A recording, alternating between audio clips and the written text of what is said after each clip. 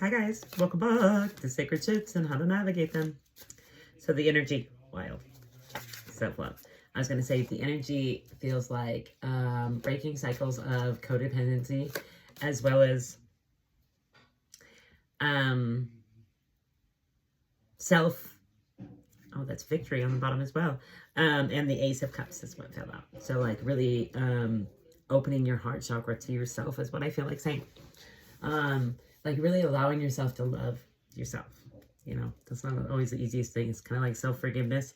That shit hard, but you're persevering against yourself, I hear. But yeah, breaking cycles of people-pleasing and codependency, like making people codependent on us so we feel like we're not. Yeah, so we feel like they won't do envious or shady shit, or they won't hurt us, or won't like sneaky envious actions, right? Trying to steal his swords, you know? Yeah. And really like allowing ourselves to love ourselves. So we'll see what else the cards got to say. If anything, we might have to, oh, it's like, we might have to move to another, yeah, closing a cycle. I'm like, that's what I said, right? We're closing this cycle of unworthiness, of feeling like we're not worthy of like more than we're allowing, right? Yeah. And this might be new to you, like cutting off people, places, and things. But you're learning to do it like with swift action and be like really wield your sword wisely, is what I heard. Yeah. Those are all stuck together. I wonder how that even happened. So, I think someone wanted to really affect the way you were using your creative energy, right? And that how you were working on your pentacles, right? This one getting stuck to the Ace of Wands. Wait, which one was it? Yeah, it was this one. The Ace of Wands in the reverse, getting stuck to that one gives me that they're trying to affect your pentacle. Maybe through, you might have a creative project that you're going to make some money on, and they wanted to be attached to you in order for that, right? Which came with a lot of heartbreak, recognizing this, right? Flipping you off again, that seems to be what I do. But it really, like, helped you to recognize who they were, and that they were, like, this shady, sneaky person that you needed to let go of. I'm so bummed about my card now. Yeah, but that is going to bring you, right? That's going to bring you to a new journey where you truly are connected to yourself. Like mind, body, and soul is what I heard, but as well as divine feminine and divine masculine. Like you are balanced, right? Because this is like the temperance guy in the back. And now you're going to be able to take this new journey where you're allowing spirit to lead you to where your highest, happiest self, right? And this means letting go of thought patterns and beliefs about people, beliefs in people's potential, right? Besides your own. That's the potential you're supposed to be focusing on. There's a cat here on my screen. 333. Yeah. You're really working on cultivating your own pinnacle, but breaking generational cycles.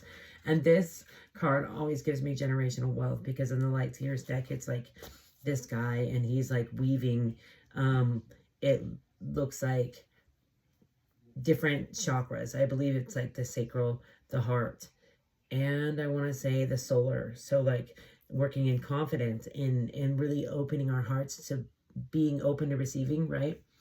As well as our creative energy. We're being called to like, that's the generational wealth we're going to pass down to our little ones, is what I heard, right? That's true wealth, right? And we really have to get out of our head about like all the options that we have, right? And really just focus on one thing at a time. Really slow down and stop focusing on I heard on missed opportunities, because that's just redirection. It's not like, it's not supposed to feel like a hit. Your ego makes it feel like a hit. Your ego wants to make a big deal out of it, right? 444 on the timer. But you don't have to. You can choose not to. You can, so I feel like you have a community a spiritual community like coming in, people that are going to help you to like bring your passion back, and like you can trust them, you can speak with them, like you can be passionate and yeah, creative with these people, right?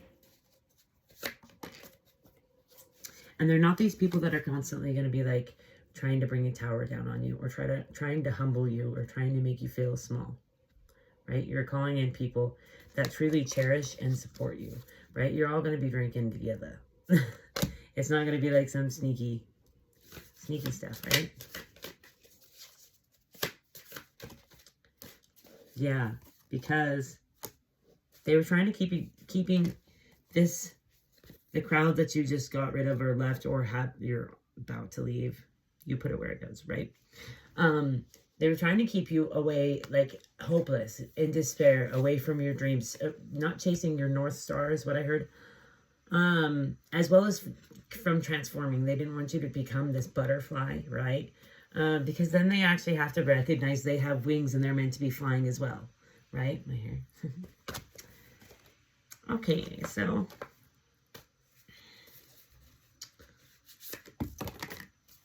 yeah, see, and there was a lusty energy to that, and they were supposed to like look like the perfect lover, but really like this is balancing your divine feminine and masculine. All this orange, see, creativity. I meant purple, right, is connecting to spirit and recognizing like in this balance is where you find the connection with spirit. See how the purple's all above them, right? And that's in speaking your truth, right? But this lusty energy wanted to keep you from this divine love, which is with yourself, not another person. But once we attain this self-love is when we're better able to recognize when something isn't loving. So that's why it's important. I'm not saying you have to be fully healed before you're lovable. You have to love yourself before you're lovable. I'm not saying anything like that. I'm saying, my throat, that there's 36 on this box, right? Just saying. You have to look up the number because I can't right now. Oh, I guess I could, but that we're meant to like balance ourselves. And if we are in love with ourselves, this self-love, right? Then we are, and it says spirit has your back, and orange on this creative project, bro. Then we're able to defend the weak, peace keep, right? And have sincerity for ourselves, right? But this is also the strength card, but it just says lust. And I just got that you're leaving or left a lusty energy, right? That was blocking you from this divine union with self and source, right? Oh, yeah. And the high priestess, which is knowing, true knowledge, peace, inner light. That's what you want to connect to, right? And you really stopped, because it came in the reverse, you really stopped this tower, right? Because there was a way bigger tower, right? But regardless, this is like courage, faith, fighting spirit. This is you leaving something behind. Courageously, with confidence, right? The yellow and all the red in this card is like being safe and secure and knowing that you will be held by spirit, right? Spirit has your back. That's what they say in. So don't tread chocolate yet, because everything's going to be all right.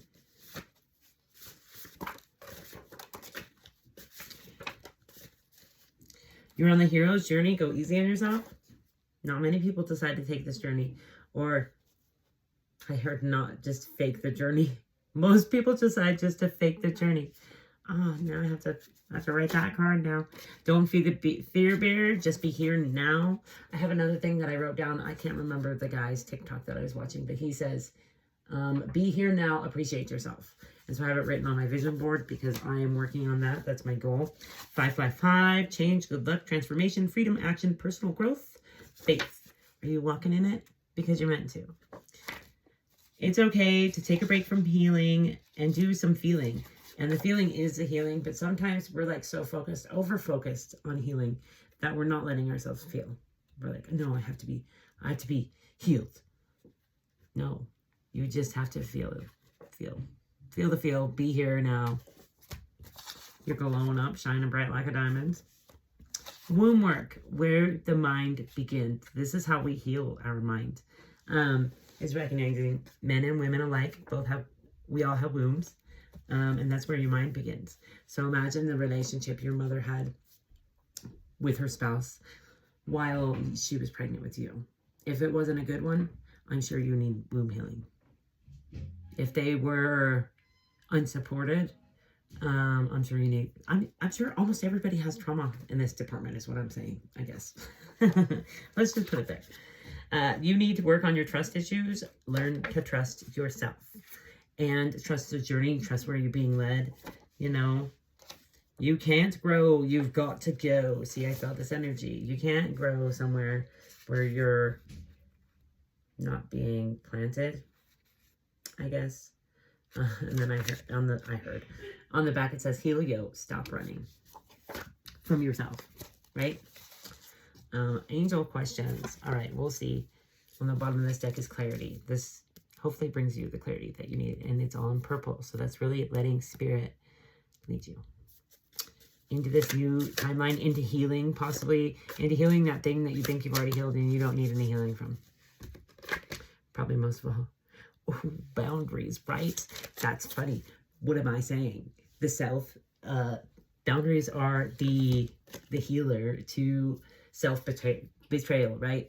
Is actually learning boundaries and how to place them appropriately. So that's what Spirit's saying. Like, we need to learn boundaries. We need to end this cycle of depreciating self, right?